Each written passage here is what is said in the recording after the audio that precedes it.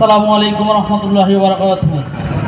ইসলামী শ্রমিক আন্দোলন বাংলাদেশ ঢাকা জেলা দক্ষিণ শাখা কর্তৃক আয়োজিত আজকের এই সম্মেলনের সম্মানিত সভাপতি, প্রধান অতিথি, বিশেষ অতিথি এবং মঞ্চে উপবিষ্ট বিভিন্ন থানা, জেলা এবং ওয়ার্ড শাখা থেকে আগত আমার সহকর্মী, সহযোদ্ধা ভাই বন্ধুগণ, সবাইকে জানাই জাতীয় শিক্ষক ফোরাম ঢাকা জেলা দক্ষিণ শাখা থেকে আন্তরিক মোবারকবাদ।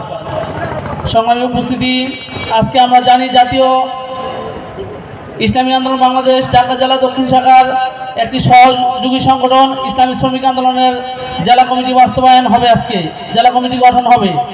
আমরা এটুকু জানি যে বাংলাদেশ আজকে প্রায় ৭৪ বছর যাবৎ স্বাধীনতা অর্জন করেছে, কিন্তু এই স্বাধীনতার এত বছর বয়সেও বাংলাদেশের শ্রমিক, বাংলার শ্রমিক ন্যায্য অধিকার ভোগ করতে পারেনি। আজকে যেখানেই তাকাই আমরা দেখি শ্রমিকদেরকে বিভিন্নভাবে অত্যাচার এবং নির্যাতন করা হয়।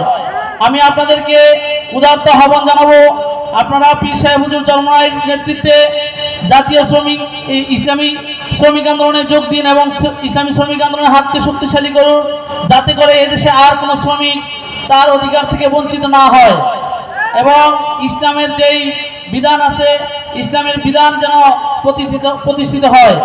আমরা জানি ইসলামের আমাদের হাদিসে আছে, শ্রমিকের ঘাম শুকানোর আগে তার মজুরি পরিশোধ করতে হবে। যদি একটি ইসলামিক রাষ্ট্র পরিচালিত হতো, যদি ইসলামিক সরকার ক্ষমতায় থাকতো, তাহলে এই আইন বাস্তবায়ন করা সহজ হতো। কিন্তু যেহেতু ইসলামিক সরকার এই দেশ পরিচালনা করে না, এদেশ পরিচালনায় আমরা এ যাবৎ পর্যন্ত দেখেছি ফ্যাসিস্ট এবং বিভিন্ন সরকার যারা গণতন্ত্রের নাম দিয়ে পরিচালিত হচ্ছে, তারা কখনোই শ্রমিকদের ন্যায্য অধিকার বুঝিয়ে দেয়নি আর দেবেও না। আমি আপনাদেরকে উদারত আহ্বান জানাবো, আসুন ইসলামী শ্রমিক আন্দোলনে যোগ দিন।